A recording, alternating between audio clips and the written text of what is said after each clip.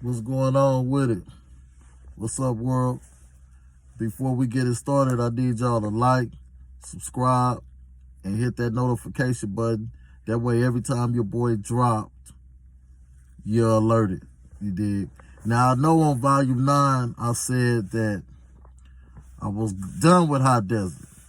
But before I leave Hot Desert, I got to talk about the infamous Big Pretty, right? Now, everybody been hit me in my email, man, you didn't say nothing about Big Pretty. You didn't say nothing about Big Pretty. Because I really didn't want to get into that, right? Because you talking about some savagery shit, of just a monster, a predator all the way around. But everybody asking about it, so I'm going to give it to y'all, right? So, I'm at Hot Desert, man, and, I'm hanging with my partners and shit, and we moving around, working out, hanging out, and all this shit. So, my first time seeing Big Pretty was in, level 1, right? So, we in level 1, and my partner say, hey, that's Big Pretty. I say, oh, this the motherfucker everybody be talking about? That be raping motherfuckers and slapping motherfuckers and all the shit? Like, yeah. So I see this motherfucker, right? Big Pretty about 6'5", 360, 350 pounds, right? Just a big old brute force type nigga, right? So I'm like, okay, this the motherfucker that everybody talking about. Over the years, me and Big Pretty was cool. We never had no issues. We never had no problems. And a lot of niggas would be scared of him. You know what I'm saying? But I understood him. He was in there his whole life, and he a predator, so, that's just on him, Like, when motherfuckers say, oh, man, motherfuckers fucking with boys and all that, it don't never bother me, or I don't never be rubbed the wrong way by it, because I don't give a fuck what the next man do. I'm here to look out and take care of my motherfucking self, right? And stand on my own 2 feet as a motherfucking man. What the next man do, I can care less about, right? So I ended up moving to a unit with Big Pretty, right? And, we would always be playing poker and shit together at the tables and shit. So me and Big Pretty became cool, you know what I'm saying? He'd want some coffee or a shot of coffee, I'd look out for him, you know what I'm saying? Little shit like that. But he always had shit coming in, a hustle, different things of that nature, right? So, one day, me and my partner, we sitting there talking and chopping it. And he like, look at Big Pretty. I'm like, what? Just to go to show you how niggas be, everybody was always focused on this motherfucker. But I didn't give a fuck. I wasn't focused on this dude, right? He gonna do what he do, regardless, right? So, motherfuckers like, look. So, Big Pretty, he didn't really like niggas unless they was really boys and shit like that. He liked them white boys and the Mexicans. So for those that don't know, the showers at Hot Desert, back in the day, they was just wide open. You know what I'm saying? They had a little beam right there, but that wasn't nothing. You could just see everybody showering, and look at them and sit on the chair. But you had no reason to be looking over there, because that's the shower area. If a nigga looking over there, he on some bullshit. So this specific day, Big Pretty sitting on the table, and he's sitting there, some couple white boys in the shower and shit. And he's sitting there just, lusting over the shower, looking at motherfuckers bathe and all that shit, right? And we had a table right next to him, so we watching him. And he looked back and see us looking at him. Then we act like we ain't looking at him, right? Then he looked back and say, yeah, y'all see me. Yeah, I'm watching. I say, damn, Big Pretty, you ain't gonna let him take a shower? Because by this time, me and Big Pretty we got acquainted, we cool, you know what I'm saying? So we be chopping it like that. And he was like, yeah, I'm letting them take a shower. That's what I want them to do, take a shower. Get that thing clean for me. I say, what the fuck? Hey, this nigga Big Pretty was a motherfucking fool, right? And I said, that's why you be sitting right there every morning. He said, yeah. I got a front row seat to the booty beat. I say, no. This nigga has sayings and jokes and everything about shit that has shit to do with boys, right? So I'm just sitting here like, damn, this nigga's a real motherfucking predator, right? So, you know, the day goes on, and they move a nigga that I was in a unit with. He was real, one of them niggas that you couldn't tell him nothing. He was super hard, super tough, different things of that nature. So he come in the unit, he like, hey, what's going on? You know, I'll shake his hand and all that shit. What room you going to? He like, I'm going to 12. When he say 12, everybody in the unit looking, you know, niggas is greeting this shit. Where you going, homie? Where you going? So when he say he going to cell 12, everybody started laughing. He like, what y'all laughing at? He like, that's Big Pretty cell.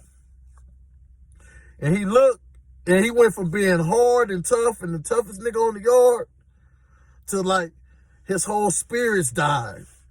Cause he knew that he was either gonna have to go in there or roll or tell the police he can't go in there, which would make him look soft, and he would fuse bed movement and would have to go to the hole, right?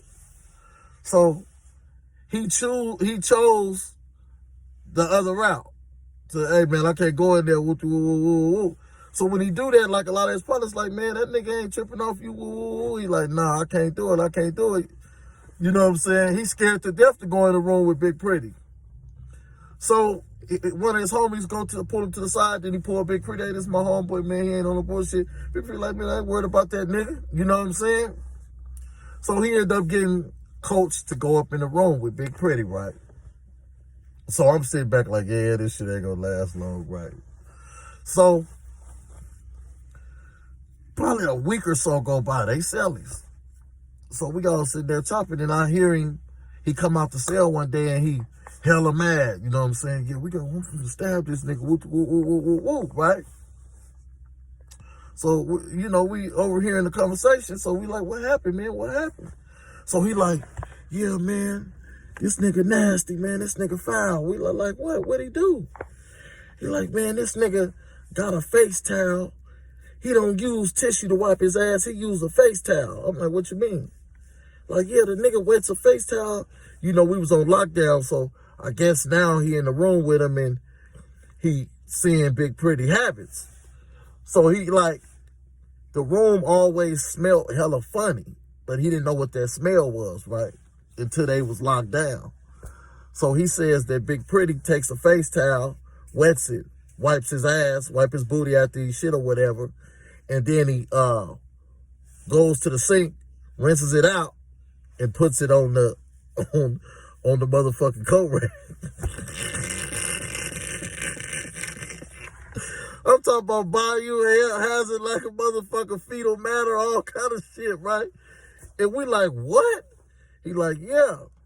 So he say when he see that, he tell Big Pretty, hey, homie, come on, man, that's nasty, you know what I'm saying? So he say Big Pretty got up and said, nigga, I've been doing this for 20 years, nigga, and nigga tell me how to wipe my ass and whoop-de-whoop-whoop-whoop. Nigga, if you got a problem, nigga, address it, right? And I said, so what you say when he said that? Y'all supposed to be in that motherfucker rocking and rumbling. He said, man, I just shrugged him off. No, nigga, you was scared to death because you was in that room and wasn't nowhere to run.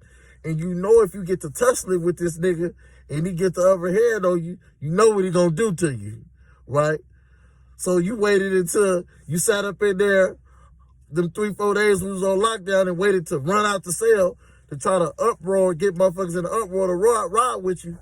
But one thing for sure, ain't nobody riding with you. You got to stand on your own 2 feet as a man, nigga. Stand on your own 2 feet, right? So he ends up going to the bubble, what I call PC shit, because if you a G, nigga, get at that nigga. So he ends up going to the bubble and telling the COs he can't be in there. So, you know, they lock him in the bubble, make us all locked down, because that's basically a PC move. He basically PC'd up, right? So Big Pretty talking to the CO like, I don't know what the problem is, man. So he telling nigga, man, you ain't got to roll up. It's good, you know. He like, no, I'm good, homie, I'm good. So the nigga just did a PC move, like spare of the moment, right? Boom, police come get his shit. This nigga get tuck out the unit, right? So, you know, weeks and months go by, you know, we rocking and rolling. So one thing about Big Pretty, he's the type of motherfucker that when he get on the phone, like it's only 3 phones in the unit at the time. They got more now, but back in the day, it's like 3 phones in the unit. So Big Pretty is the type of motherfucker, when he get on the phone, he gets on the phone till he done. Like if he got to talk for an hour or whatever, he gets on the phone till he done. So one specific day, it's phone lines on the phone. Like, you know, motherfuckers say, hey, man, let me get after you. We'll do woo, woo, woo. So a white boy tap Big Pretty, like, let me get out. You know, he don't tap him as in touch him, but he, like, kind of get his attention, like, let me get after you. Big Pretty shake his head, yeah, you know. So Big Pretty talking on the phone, and the phone call in. So I'm right there because I'm on the phone right next to Big Pretty. I seen the whole little move. And then I end up getting off the phone and getting back in line and sitting right there watching. So Big Pretty get through with this phone call. He hangs up and dials again, like he always do, right? Get back chopping it. The white boy see him. He try to get his attention. Hey, man, I'm next. You know what I'm saying? You double dialing.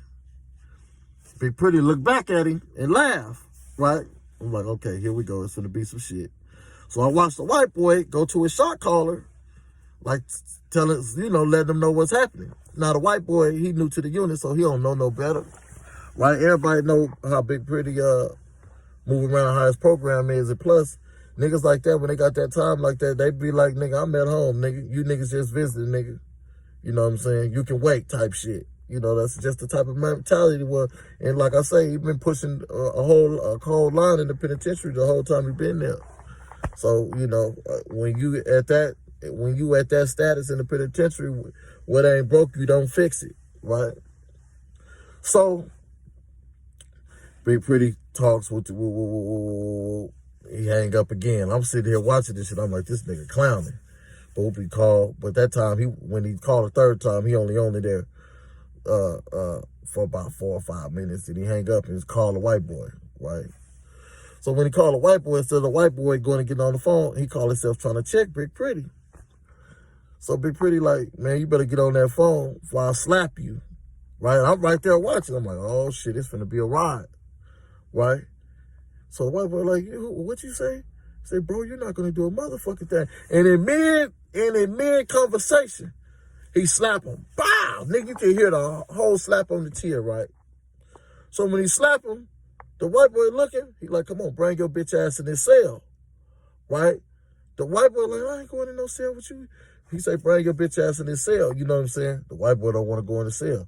The white boy know if he go in that cell, Big Pretty finna rape him, right? That type of shit get pretty dick hard. So the white boy know for sure, I'm not going to cell. So a couple of the white boys get together, but it's like 40 or 50 of us on the tier. So we like, man, what's happening? Like, yeah, you. So like, nigga, all right. So niggas getting their shoes on, niggas ready. Like, what's up? What y'all on? So Big Pretty like, nigga, I did that. You don't want to bring your bitch ass to the cell? Don't say nothing else to me. Matter of fact, don't never get behind me on the motherfucking phone. I get off the phone when I'm ready, motherfucker. You hear me? Any nigga got a problem with me? I'm in cell 12, right? Nigga, didn't nobody say nothing. You know what I'm saying? Didn't nobody say nothing. Ain't nobody going in that cell with you, nigga. You on that bullshit. Like, this our partner and shit, you know what I'm saying? We know this nigga's a monster and a booty bandit, but, you know, he wasn't fucking with no niggas. It wasn't never that type of party, right? And there was one incident where he tried to try a little youngster, man, and a whole bunch of them little youngsters came together, got knives, and called Big Pretty in that Sally Port.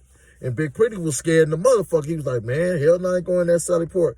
One thing about him, he's scared of them knives, right? Hand-to-hand combat, he love that. But the knife play, he don't fuck around with that knife play, right?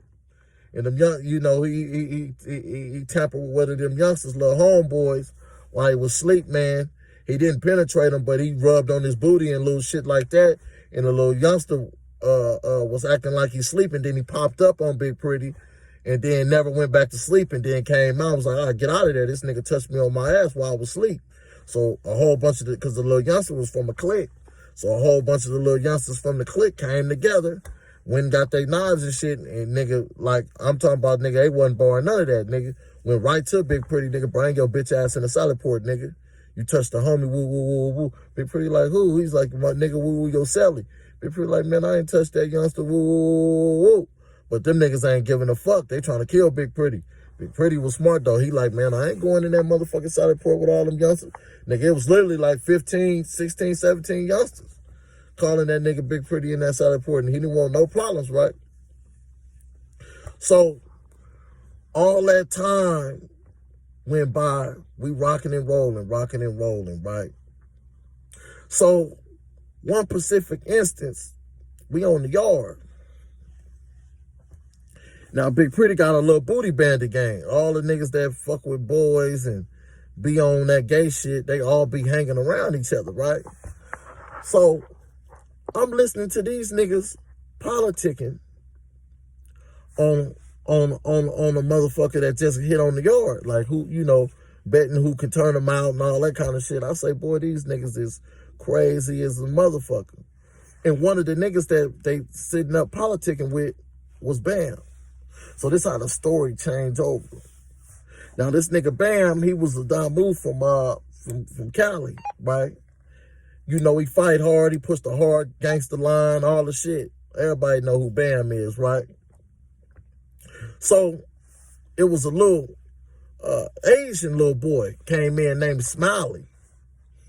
And he had long hair all the way down to his ass. And he was running Oos. And at the time, Bam was running the Oos car, right? A lot of the Bloods, they was running Oos too. You know what I'm saying? So he was running the Oos car, and he had his hands in the Damu car too. So I'm watching as, you know, when the little Asian probably ain't nothing but about 5'2", 5'3". Everybody know who Smiley is when y'all see this, right?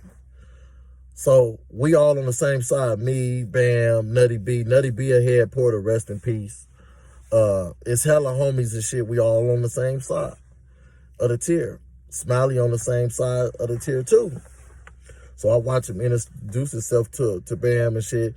And Bam do something different. Instead of just giving them a ooh shake, he give him a hug. And me and Nutty B sitting back like, man, that nigga Smiley better watch out. Because we know the nigga Bam's a 5-star predator. So he thinking Bam just his big homie, and he following Bam around everywhere in the whole yard watching it. We like, oh, nigga, this is finna be all bad.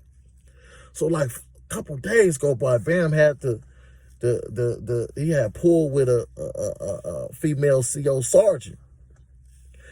And boom, nigga, he get the boy Smiley moved in his room.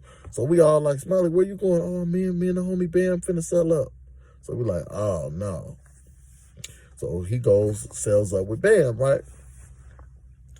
So one Pacific night, nigga, it's like 2, 3 in the morning. Probably like 2 in the morning. I'm asleep. My cellie wake me up. He's like, hey, wake up, my nigga. I'm like, what's going on? He's like, man, everybody on the door, it sounds like somebody getting raped. I'm like, what? So I jump out the thing. What's going on? So I go to the door with my cellie. I'm listening on one side of the door, and then he listening on the other side of the door, and then all of a sudden it just get loud. It's so loud, you ain't gotta hear. So I hear somebody say, help. Help. He raping me. Help. Right? So I'm like, who the fuck? What cell is that? He like, nigga, that's Bam's cell. I'm like, nigga, that's the Asian boy, right? Like, yeah, that nigga in there raping that nigga, man. I'm like, what? I'm like, nigga, that's foul, right? So everybody quiet though, but you can see everybody on their door and shit, right? So I hear the homie Nutty B, rest in peace, say, hey, homie, nigga, let him go. Nigga, that's weird, nigga. Nigga, you weird, because the nigga Smiley, he run with the Oos, but he a Damu. He a Damu from, he a Paru from Hawaii. And, you know, niggas is, you know, everybody fucking with each other. He like, nigga, that's foul, nigga. Nigga, that's some bitch ass shit. And you hear the boy stop yelling, and you hear the nigga Bam like, whoever said that, nigga, we can get down, nigga, with the doors pop, nigga. Stay in y'all business, right? I'm like, what this nigga on, right? So boom, the shit started going again, right? So the next morning we get up for breakfast, and I go right to Nutty B like, nigga, that nigga ain't doing a motherfucking thing, nigga. Man, listen. So other Damu star was like talking to him like, yeah, no, homie, that shit foul, my nigga. Yeah, ain't no head up phase or nothing, nigga. You can't, nigga, determine what you can and can't do, nigga. That shit foul, nigga. And me and Nutty B right there, he's like, yeah, nigga, that was me that told you that on the dope, nigga. He was like, yeah, man, we homies, man, and woo. He's like, yeah, nigga, whatever you want to do, nigga. Ain't no head up face, nigga. Nigga, that's some foul ass shit, nigga. You a rapist, nigga. Nutty B get right at him. I'm right there with him, like, yeah, nigga, ain't no nigga finna touch my homeboy, right? Because these niggas moves from other places, little shit like that. But nigga, we on some mass terror shit, nigga. Nah, nigga, you ain't touching my partner, right? So the niggas see that niggas ain't on no ain't playing. So he like, man, all right, nigga, we ain't gotta fuck with each other. Well, yeah, for sure, right? So boom. But the boy never coming out the room, right? So a day go by, this nigga ain't going to lunch, nothing. So this specific day, it was like one of them big dinners, right? So everybody going. The nigga ain't going. So I see the nigga, the Nutty B called me to the cell. He like, man, I'm finna get this nigga some food. This nigga ain't got no food or nothing in there. So we walk past the room and we see he up under the covers laid down on his stomach, right? And we like, what the fuck? This is foul. So Nutty B put a bag of food. He like, man, here. He was like, man, he was like, man, you will get the infirmary. You'll notify the infirmary for me. This nigga on some bullshit. I'm like, nah. I'm like, hey, nah. I'll tell Nutty B, nah, man. That's between that nigga. Fuck that, right? I'm like, so when he do that, we walking. Nigga, you see the CO making his rounds. They leaving all the doors open. Sometimes they do cell checks. So the CO making all his rounds. So we step up out the room because we know he fucked up. So nigga, we bail the child. We coming back from child. We see that the nurse there, they done brought the stretcher out there, all the shit. Get him up, put him on the thing, lock the unit down, right? Bam, them coming back from the thing, nigga, boop, they go get Bam, nigga, put him in handcuffs. Take him to the hole, right? They close the door with all they shit in it and red tag it. For those that don't know, they red tag the cell, that's a crime scene now. They finna have investigators come out, take pictures, and do all the little weird shit, right? But yeah, man, the moral of the motherfucking story is, man, you got to stand on your own 2 feet as a man in that penitentiary, and you have to notify predators. You have to recognize, fuck notify them. You have to recognize predators from the jump, bro. And everybody not cool to be in the cell with.